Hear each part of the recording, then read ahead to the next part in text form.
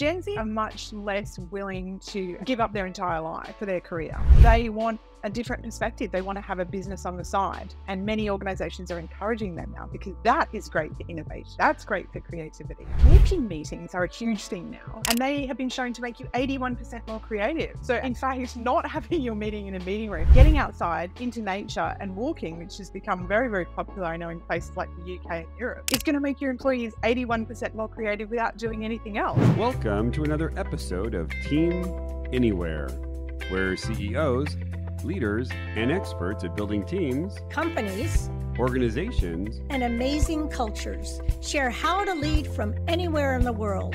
I'm your co-host on the East Coast, Ginny Bianco-Mathis. And I'm your co-host on the West Coast, Mitch Simon. And we invite you to join us to Team Anywhere.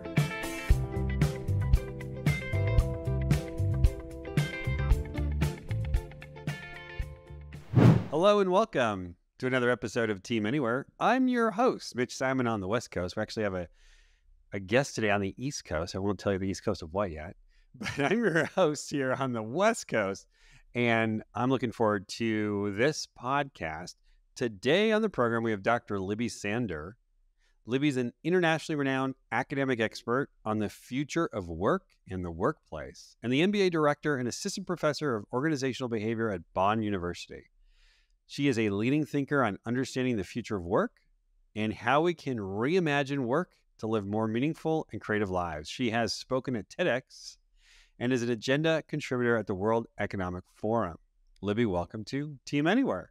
Lovely to be with you, Mitch. Great to have you on the program. So, let's get straight to it. What is the number one thing on your mind today as we are bombarded by stories on the news that employee engagement is dwindling, and at the same time, companies are forcing their employees to go back to the office? Yeah, I think we've got this collective amnesia, right? That since the pandemic, that before the pandemic, everything was wonderful. You know, everyone was in the office, they were innovating all day, they were super productive, they were really engaged, they were collaborating wonderfully, they were bumping into each other in the corridor and having all these serendipitous conversations.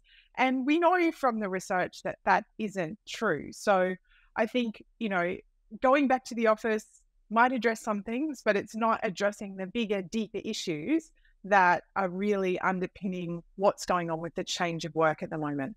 So what are the underpinning issues? That's the next question, Libby. Yeah.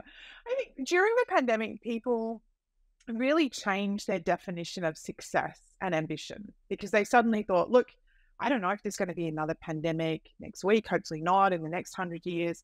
Do I really want to spend 2 hours a day commuting or more?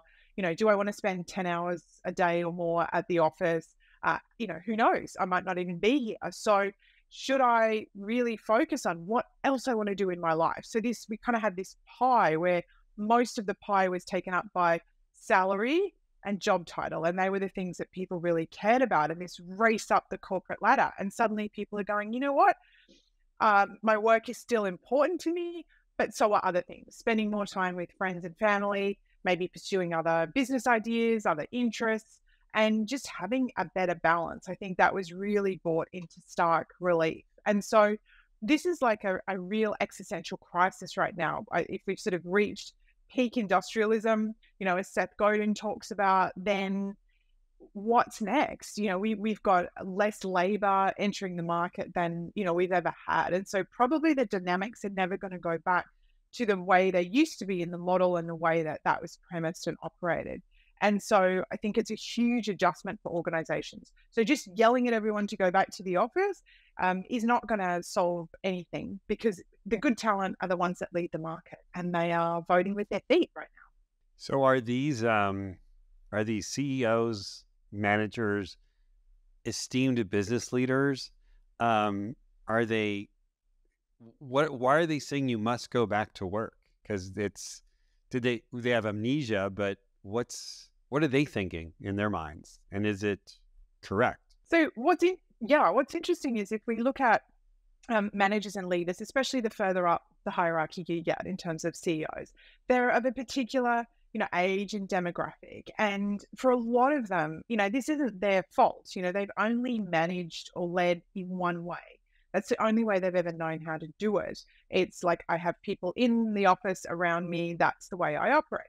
And, they're just one individual, but we know from research that there isn't a correlation between being in the office and being productive. And I'm sure all of your listeners can relate to knowing many people who they've worked with over time, that, they're in the office, they may be doing busy work, they may be, running around talking a lot, but are they actually being effective? Are they actually being productive?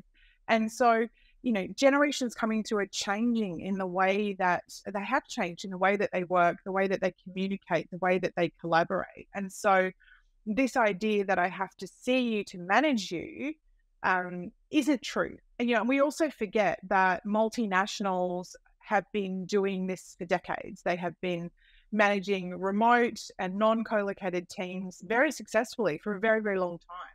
So this hasn't happened just since the pandemic. It's highly possible to achieve all of the things that we're worried about, be that, mentoring, learning, those spillover conversations, social connection. That's possible to achieve in remote and non-co-located teams. And we also need to remember that most people don't want to work at home 5 days a week, that they want to have a balance of coming into the office, some of the time, because we are social creatures. So to have those benefits we get from coming in. So of course there are benefits of being in the office. It's just that we don't need to do it 5 days a week. And if we're going to run on the lens of managing by FaceTime, like we've seen for decades in Japan, where they will openly say, I just have to be in the office longer than the boss. It doesn't matter what I'm really doing. I just have to be here longer than the boss. However, Japan is also the only country in the world that has a legal definition for death from overwork, karoshi. So they literally drop dead at their desk from working too many hours. And so I think we just need to shift this lens to understand that, yes, being together is good, but we can do that in a number of different ways. It doesn't have to be the way that we've always done it. And we also need to support leaders and organizations with more training, more coaching in how to manage in different ways, because many of them have only done it in the way that we've talked about. So what we've heard, you mentioned mentoring. What we've heard is, it's almost impossible to mentor young recruits, the young employees. And then they've also talked about innovation. So without people being in the same room, there won't be the innovation. And you've already talked about productivity, that, studies show that you are many times more productive when you're outside the work. I'd love for you to share, before we go to innovation, on productivity. You wrote a lot about the fact that the open environment is not only not very productive, but it causes a lot of issues as well. So why don't you tell us a little bit about that? Because I do think that with this amnesia, a lot of people are saying, oh, we're just going to bring back everyone to exactly what it was before because it was so effective and productive then. That's great. Yeah, if you read any article in the kind of industry or popular literature, as well as academic articles, the number one thing people hate about open plan offices is noise and distraction. So my researchers and I actually did a study and in experimentally controlled conditions in a lab that showed a causal link between standard open plan office noise, so not very excessive noise at all, and physiological stress. So this noise made you 34% more stressed and 25% in a worse mood. So what actually happens is when we can't think and concentrate to do our basic job, which is a huge requirement of knowledge work, then what happens is people tend to actually want to collaborate less. They get more withdrawn, more hostile, and more frustrated because they simply can't concentrate to do the job that they're supposed to be doing. So this is a huge problem. The other thing with open plan offices is it's a very broad spectrum. So you can design an open plan office that works well. We've done a study on this, but for most people, their experience is not a well-designed open plan office with acoustic treatment and different areas for different types of work. It's kind of these acres of carpet with a lot of desks. And, more than a decade of research now has conclusively shown that just shoving everybody together in one room does not lead to all the things that we thought it did, which was more collaboration and more ideas and problem solving. and more productivity. It actually, in some cases, can make that significantly worse. And that's one of the reasons why people like to have this flexibility to work in other spaces than the office, because they don't have that visual and auditory distraction and interruption. Yeah, so we're seeing a lot of employees that are very productive at home being sent into the office. Not only are they productive, they're more stressed. They're stressed because they had to commute. They're stressed because their kids aren't out there, and they're stressed because they can't get their work done. And yet, we're seeing so many bosses, CEOs saying, "Come on back now." And like I said before, a lot of them are saying it's for innovation. They need people together for innovation. What have you found in your research about innovation and bringing people together? So we look at, again, the body of research on innovation and open plan offices. It's another one of these myths that putting everyone together in a room doesn't make innovation magically happen. Innovation is quite an iterative process. It doesn't happen when you get together and, in a meeting room and put it on the agenda and say, right, point 3 is innovation.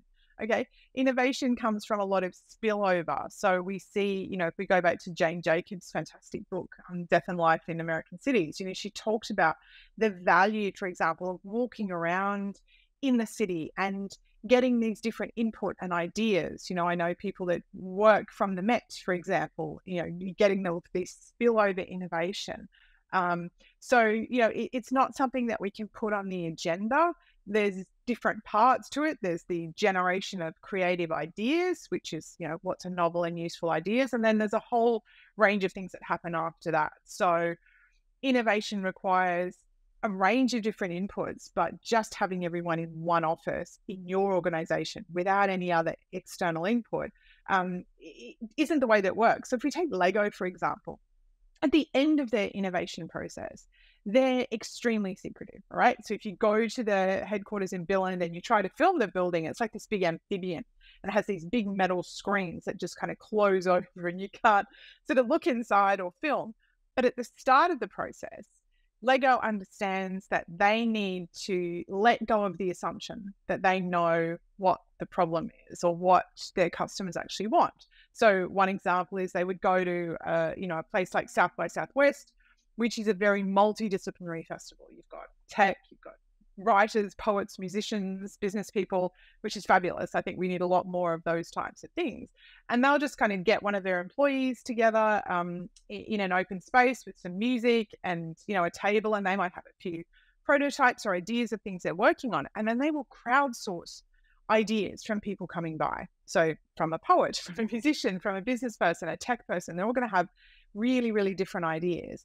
And that's the kind of magic that we need to feed into our innovation process, because everyone will have a different lens on that. They can take that away and then they can sort of do what they do very well with that. And I think it's a really powerful model, is using the power of different spaces and different states you get from those spaces, but also not thinking that we have all of the ideas as well.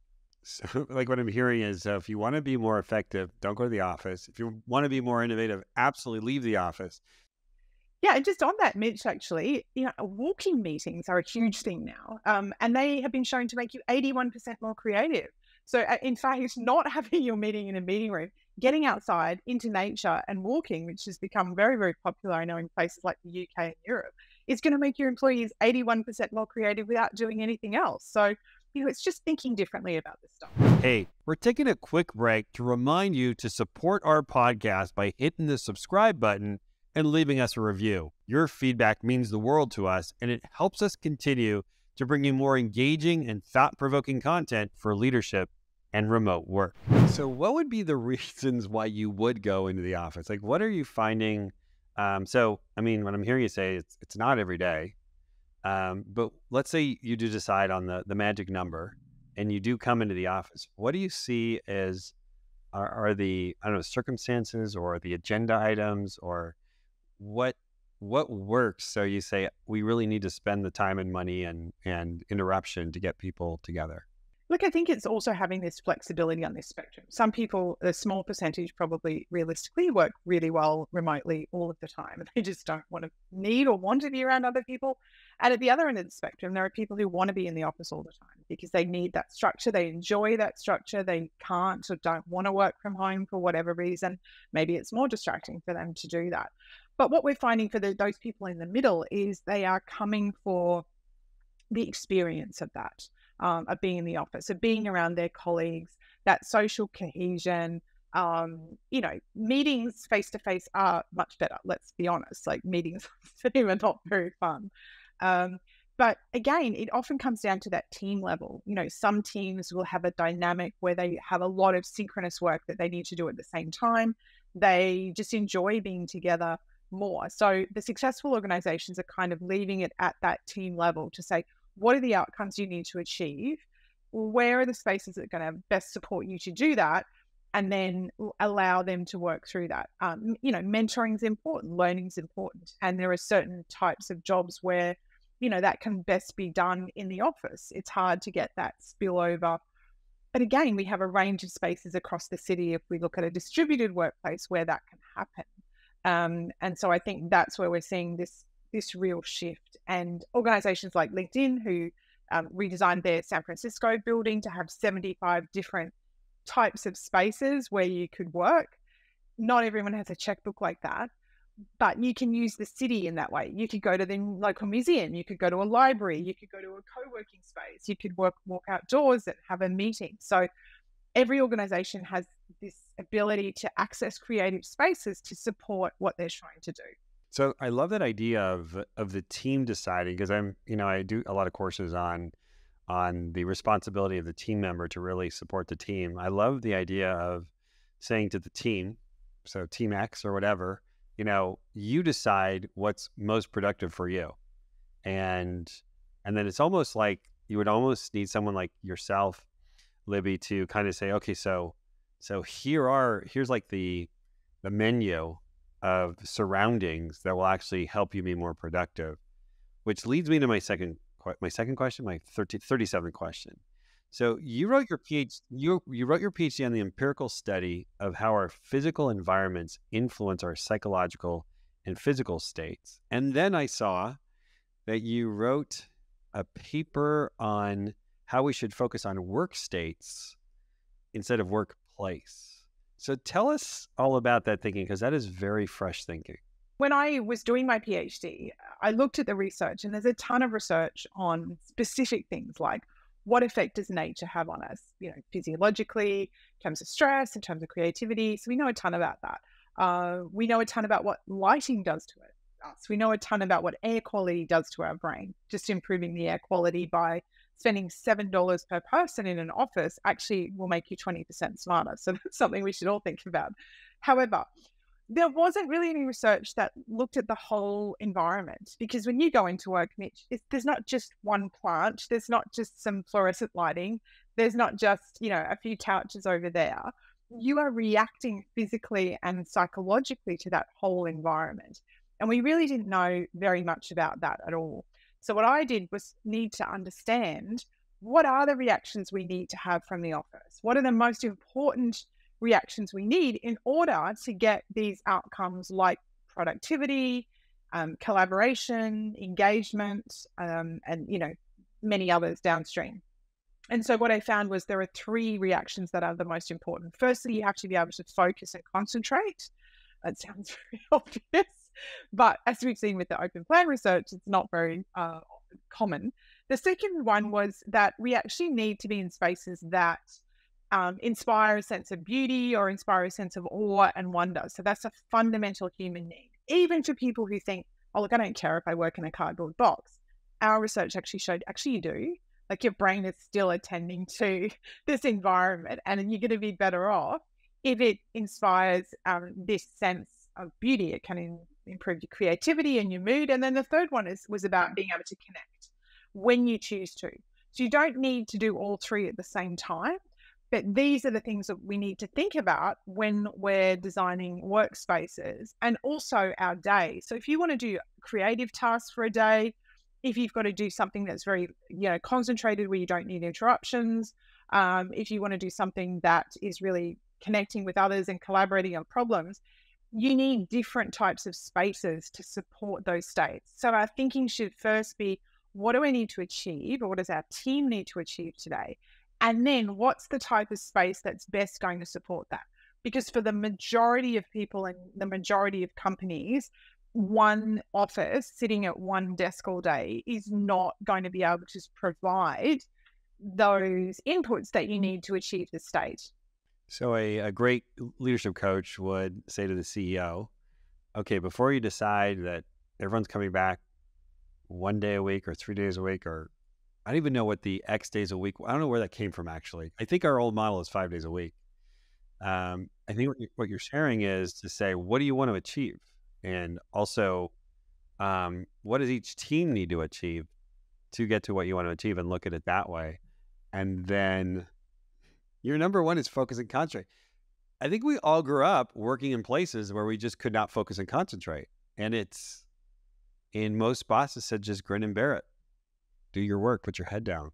And that doesn't work, because research shows that we think we habituate to something like noise. But if I was to weigh you up to things in our lab, we could demonstrate that you don't habituate to noise. So you still have these physiological reactions of stress, which over the long term is not a good thing in terms of potential physiological outcomes and for your health.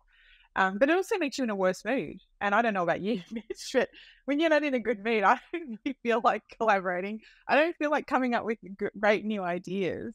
So our physical environment impacts us far, far more than we realize. And there's been some really cool examples of this in history. We look at Jonas Salk when he was inventing the polio vaccine, and he was really trying to work through issues in his lab about how to do that and various problems he was coming up against.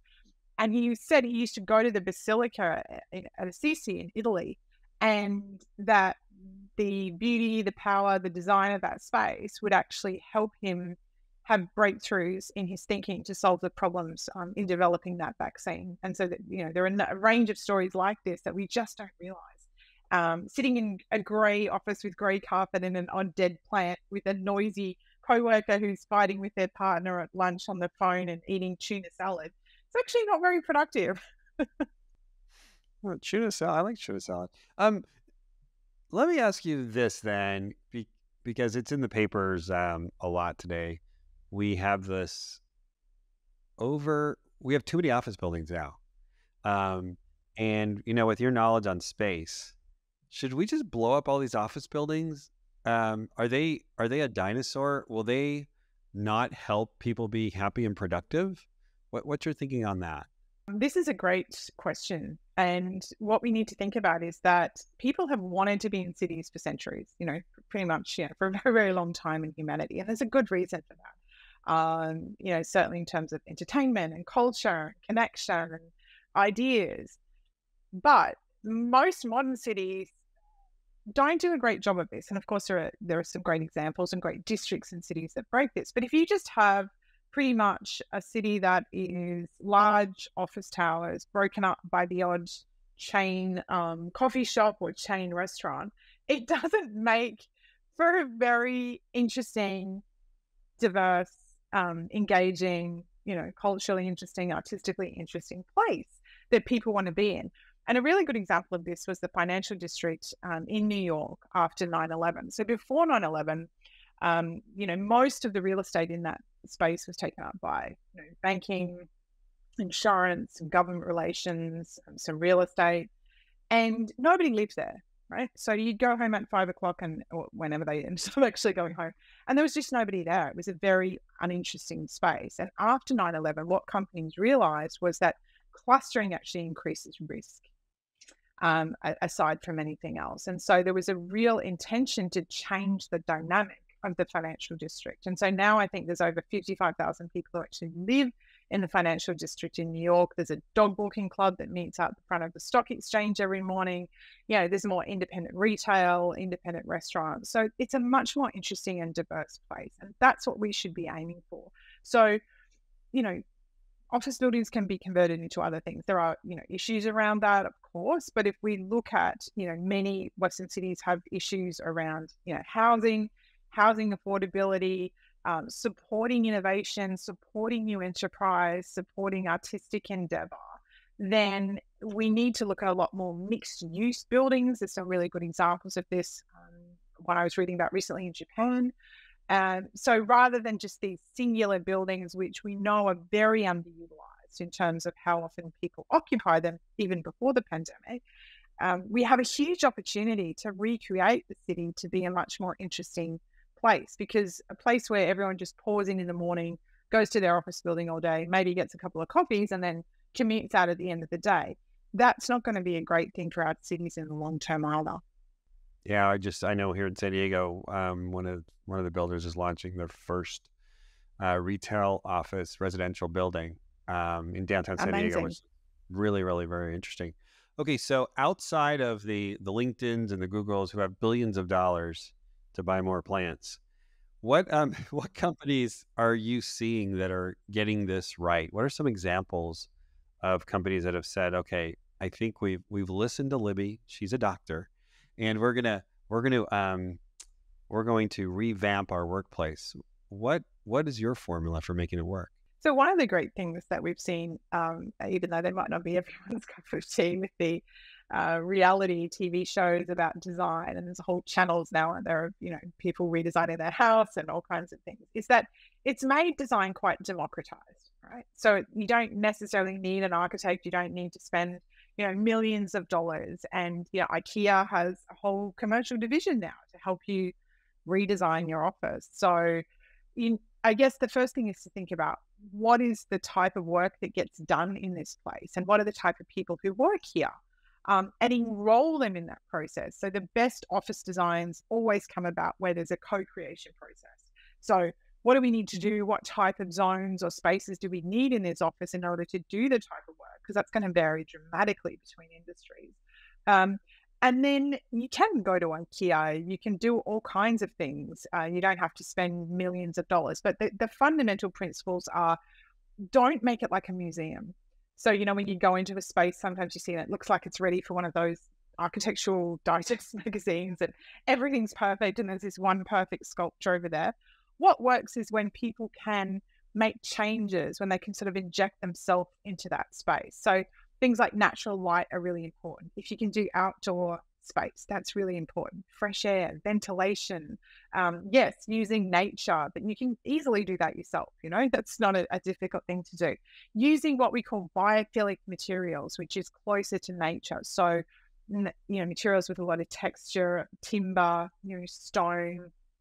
Concrete actually makes us, unsurprisingly, feel very restricted in our thinking. It makes us feel quite constrained. It makes us get in a lower mood. And it's also acoustically dreadful. So all these like polished concrete floors that are really trendy, it's just a terrible, terrible idea. So there's a range of different options and, resources that you can easily find, online to, what can we actually do? Because at the end of the day, is it a space people want to be in? Because do they want to come together? And that comes back to culture. It comes back to, leadership. It comes back to, how connected are the people in the organization? It's not the best space in the world. It's not going to help if you've got a sociopathic CEO.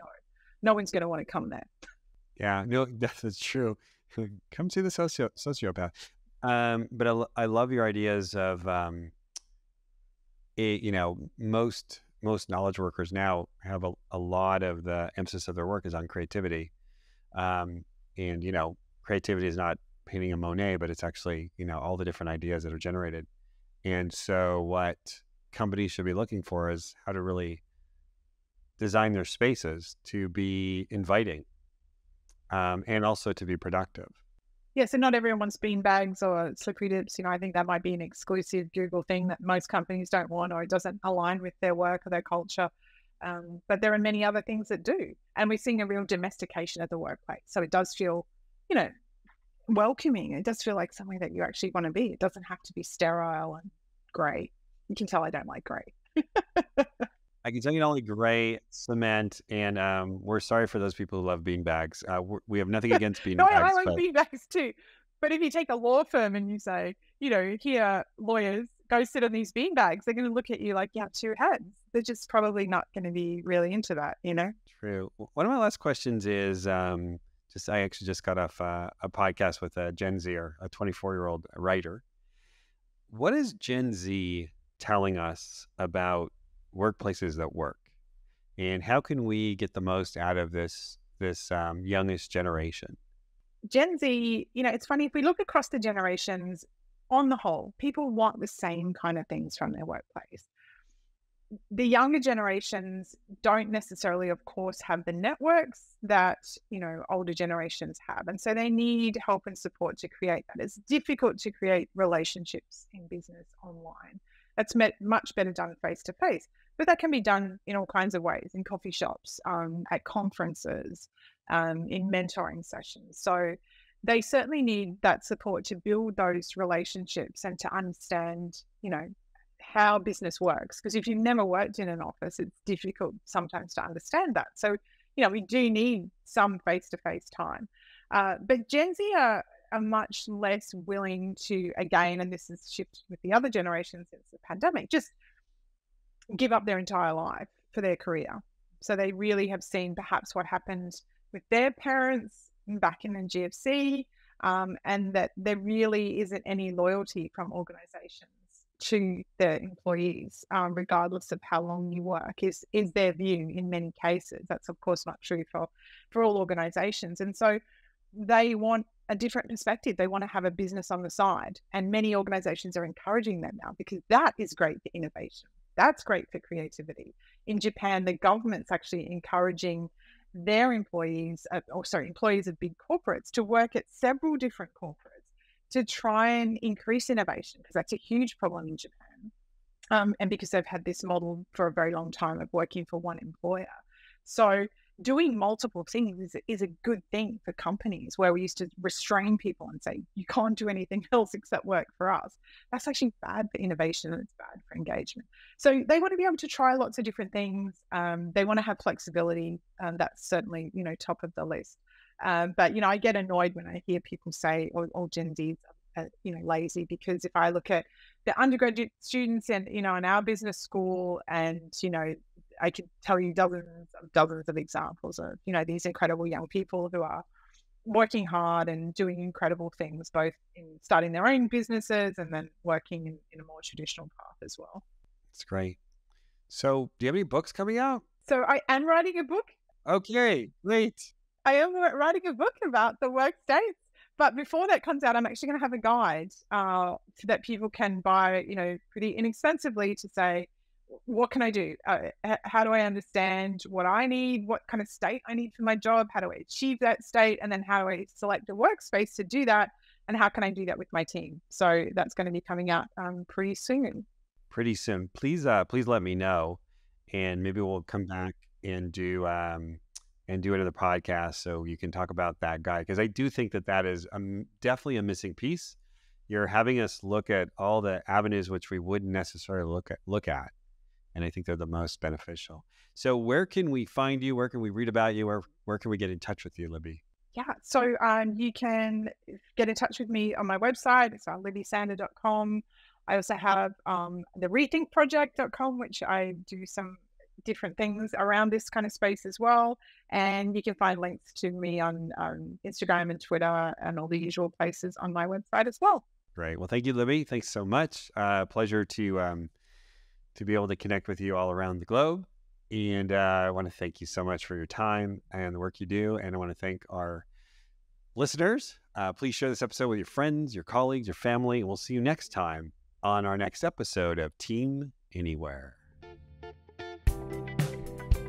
We hope you enjoyed this episode. Don't forget to hit the like button and subscribe to our channel for more engaging content from our podcast. And if you enjoyed this episode, please share the video with your friends so they can join the conversation too.